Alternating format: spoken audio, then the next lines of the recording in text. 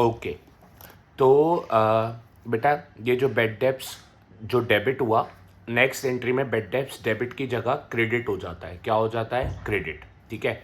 तो bad debts जो debit हुआ नेक्स्ट एंट्री में क्रेडिट हो जाता है। ठीक है। तो डेबिट हुआ था 5,000, तो क्रेडिट भी होगा 5,000। ठीक है। कोई हमारे पैसे नहीं दे रहा, उस घाटे को बेड डेप्स कहते हैं। ठीक है। तो बेड डेप्स डेबिट था, नेक्स्ट एंट्री में बेड डेप्स क्रेडिट हो जाता है। ठीक है। अब ये जो बेड डेप्ट हमारा घाटा है, लोग हमारे पैसे नहीं दे रहे, ये हम कहाँ से लेंगे? सेविंग से, प्रोविजन से। बट देखते हैं कि हमारे पास प्रोविजन सेविंग है कि नहीं। देखो, तो बैलेंस शीट में ये रही प्रोविजन, हमारे पास सेविंग है बेटा। कितनी सेविंग है? 7,000 की सेविंग है। बहुत अच्छी बात है। ठीक है। 7,000 की बैलेंस शीट में क्वेश्चन में प्रोविजन सेविंग है। 7,000 का प्रोविजन सेविंग है बैलेंस शीट में, क्वेश्चन में प्रोविजन 7,000। तो ये घाटा हम सेविंग से लेंगे, प्रोविजन से। ठीक है। प्रोविजन फॉर बेड डेप्ट, provision for bad debts account debit. Okay. जब आप डेबिट करते हैं प्रोविजन, सेविंग या फिर रिजर्व, किसी भी सेविंग को, तो वो डेबिट पे कम हो जाती है। क्या हो जाती है? माइनस। ठीक है।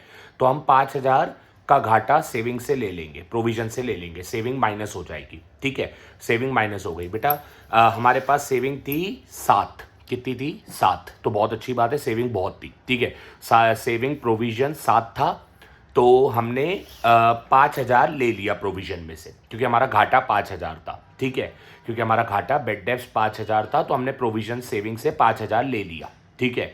और प्रोविजन सेविंग से ले लिया 5,000। बट हमारे पास सेविंग कितनी है? प्रोविजन कितना है? 7। ठीक है। तो अच्छी बात है, अपन के पास सेविंग ज़्यादा थी तो अपन ने ले लिया, अपन को रीवैल्यूएशन की ज़रूरत नहीं पड़ी, रीवैल्यूएशन से ज़रूरत नहीं पड़ी। ठीक है। तो बच्चा बोलता है हाँ समझ गए सर, बेड डेप्ट हमारा जो घाटा था, लोग हमारे पैसे नहीं दे रहे थे, वो हमारा 5,000 था, तो हमने वो सेविंग प्रोविजन से ले लिया 5,000। Very good. क्योंकि हमारे पास प्रोविजन बैलेंस शीट में सेविंग थी 7,000, सेविंग ज़्यादा थी, तो हमने सेविंग से ले लिया, सेविंग से, प्रोविजन से ले लिया, हमें रीवैल्यूएशन की ज़रूरत नहीं पड़ी। सब लोग समझ गए? हाँ ठीक है, समझ गए। तो चलते हैं, हाँ सर, बेड डेप्ट हमारा घाटा, जो लोग हमारे पैसे नहीं दे रहे, वो हमारा 5,000 का था, तो हमने वो प्रोविजन सेविंग से ले लिया 5,000। हमारे पास सेविंग भरपूर थी क्वेश्चन में, प्रोविजन 7,000 थी, सेविंग ज़्यादा थी, प्रोविजन सेविंग 7,000 थी क्वेश्चन में, और हमारा घाटा बेड डेप्ट 5,000 था, कम था घाटा, तो हमने प्रोविजन से ले लिया। अगर घाटा ज़्यादा, बेड डेप्ट ज़्यादा होता और बैलेंस शीट में प्रोविजन सेविंग कम होती, तो फिर हम रीवैल्यूएशन से भी लेते, समझ गए?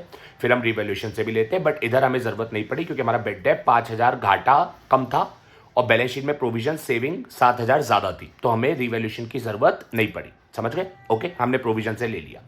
अब एक एंट्री और होती है, वो ये तब होती है, ये 2 एंट्री जब बेड डेप्ट लिखा हो। तो बेटा ये देखो, बेड डेप्ट हुआ था 5,000 का, क्योंकि लोग हमारे 5,000 नहीं दे रहे थे, तो बेड डेप्ट हुआ था 5,000 का, लोग हमारे 5,000 नहीं दे रहे थे, बेड डेप्ट हुआ था 5,000 का, तो उसकी 2 एंट्री, ये 2 एंट्री हो गई। अब एक एंट्री और होगी कि नहीं होगी, वो डिपेंड करता है। अगर ये लिखा है प्रोविजन ऑफ 5%, सेविंग ऑफ 5%, ये लिखा है, तो एक और एंट्री होगी। ठीक है। तो बेड डेप्ट लिखा था, बेड डेप्ट लिखा था, तो उसकी 2 एंट्री ये हो गई। ठीक है। अब एक एंट्री और होगी, क्योंकि प्रोविजन ऑफ 5% भी लिखा है, प्रोविजन ऑफ 5%, सेविंग ऑफ 5% हमें करना है, तो ये भी एक एंट्री होगी। ठीक है। तो इसकी एंट्री क्या होगी? सेविंग बढ़ानी पड़ेगी हमें, तो उसकी एंट्री होगी रीवैल्यूएशन अकाउंट डेबिट। सेविंग बढ़ाने की एंट्री याद कर लो, to provision for bad debts. ठीक है। सेविंग बढ़ाने की, प्रोविजन डेबिट पे माइनस, सेविंग डेबिट पे माइनस, तो प्रोविजन क्रेडिट पे, सेविंग क्रेडिट पे प्लस। तो सेविंग बढ़ाने की एंट्री ये याद कर लो बेटा। ठीक है। और सेविंग बढ़ानी क्यों है? हमने कैलकुलेशन करा था, आप पहले वीडियो के पार्ट में देख लो, कि हमें 4,500 सेविंग मेंटेन करनी थी, 5%, 4,500 सेविंग प्रोविजन मेंटेन करना था, और हमारे पास सेविंग बची थी, प्रोविजन बचा था 2,000। तो हमें क्वेश्चन पहले मैंने वीडियो में समझाया, देख लो पीछे जाके, कि हमें 5% सेविंग में, कैलकुलेशन वीडियो में हैगा, पीछे देख लो। हमें सेविंग प्रोविजन 5% मेंटेन करनी थी, 4,500, और हमारे पास प्रोविजन सेविंग बची थी 2,000, तो कम सेविंग बची थी, तो हमें 2,500 बढ़ानी पड़ेगी।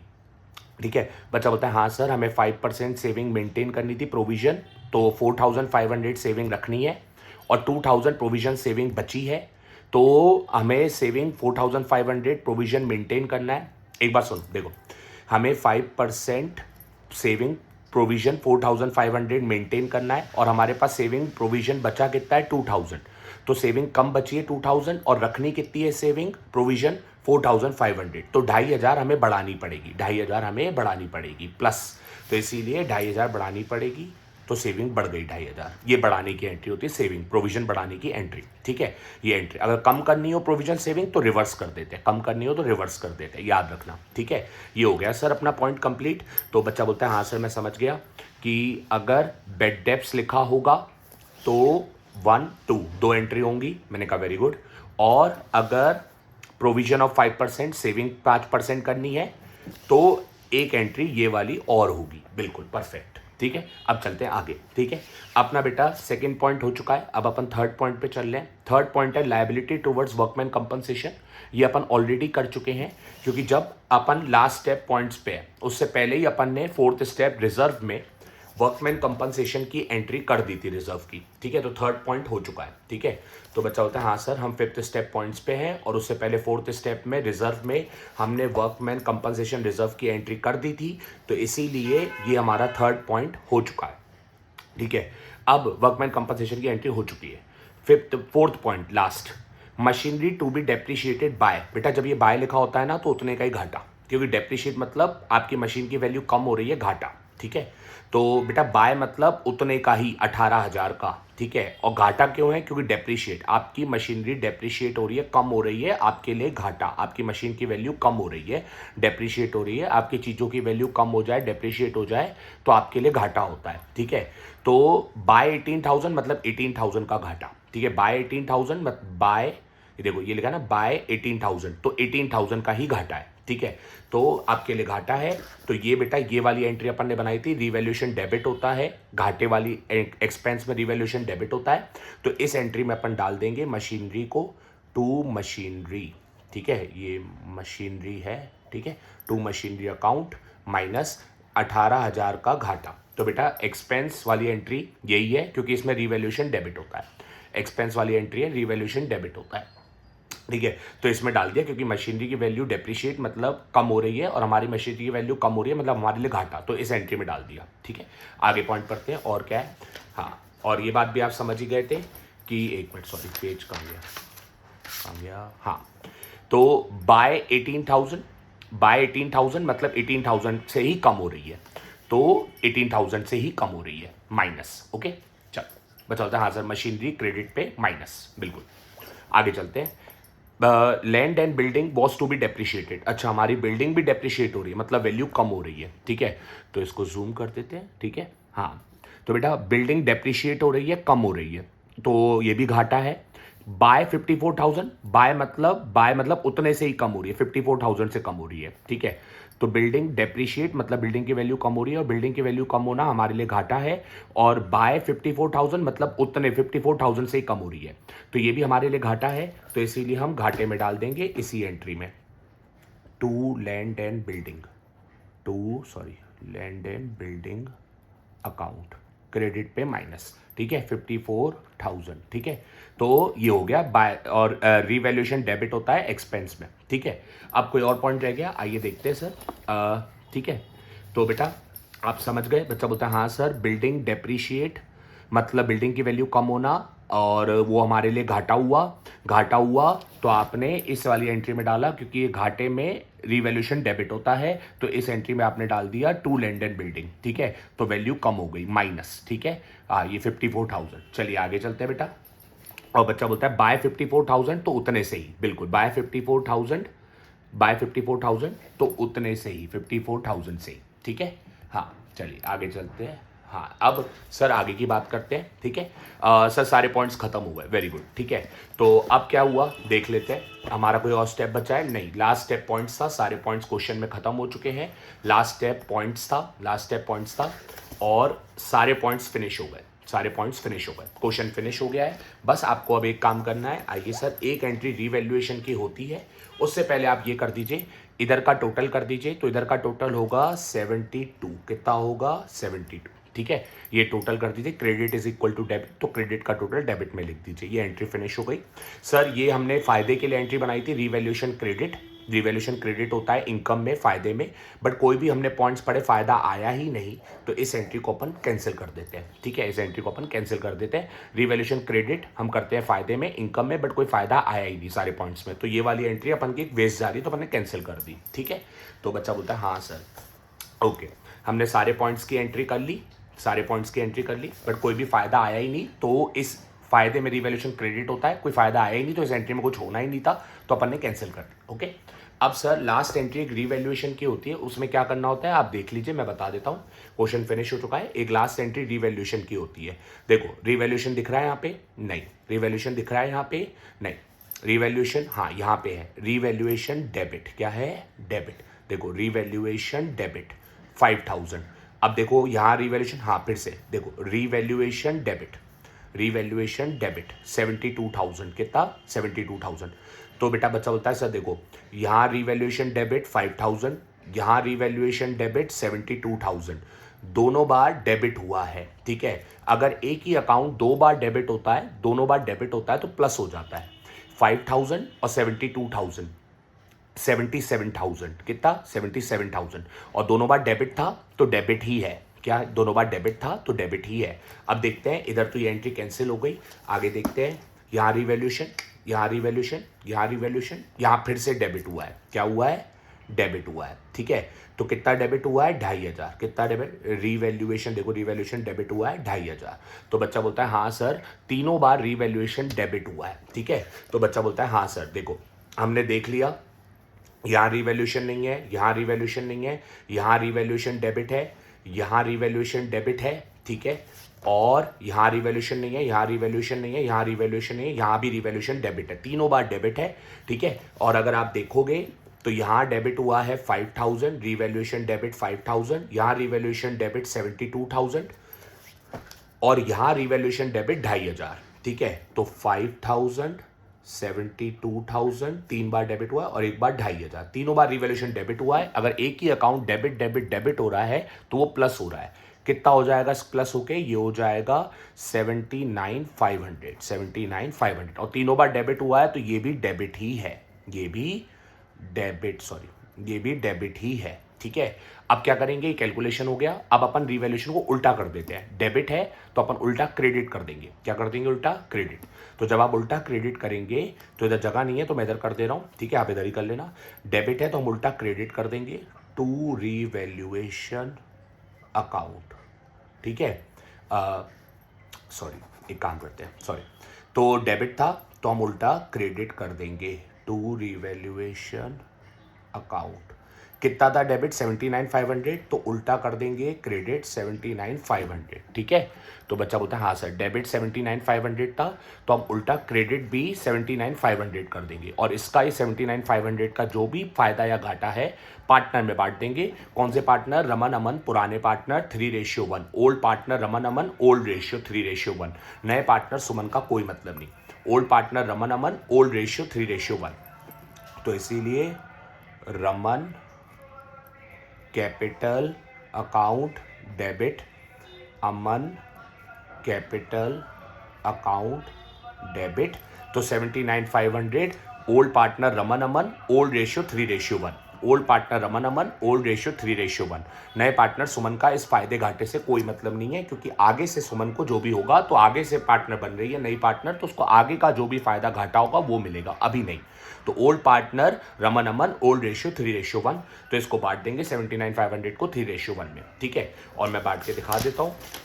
ठीक है, तो जब आप 79,500 को दो पार्टनर रमन अमन में बांटेंगे, सॉरी 3:1 में, तो बेटा रमन ये 79,500 बांटना है, रमन का शेयर 3 है, 3 से मल्टीप्लाई, 3 और 1 का टोटल 4 है, 4 से डिवाइड, तो इसको कट करेंगे तो रमन का हिस्सा आ जाएगा।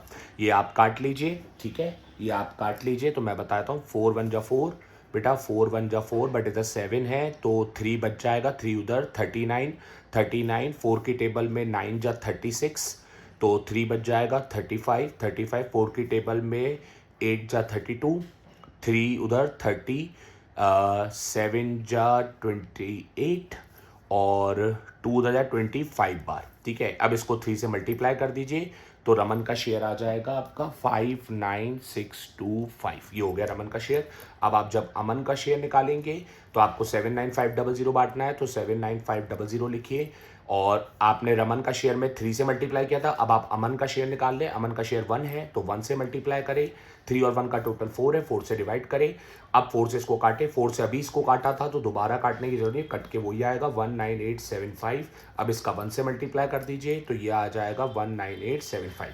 तो 79500 को जब 3:1 में बांटा तो रमन का हिस्सा आया इतना 59625 और अमन का शेयर आया 19875। तो ये बार लिख देते हैं 59625 और 19875 तो लिख देते हैं।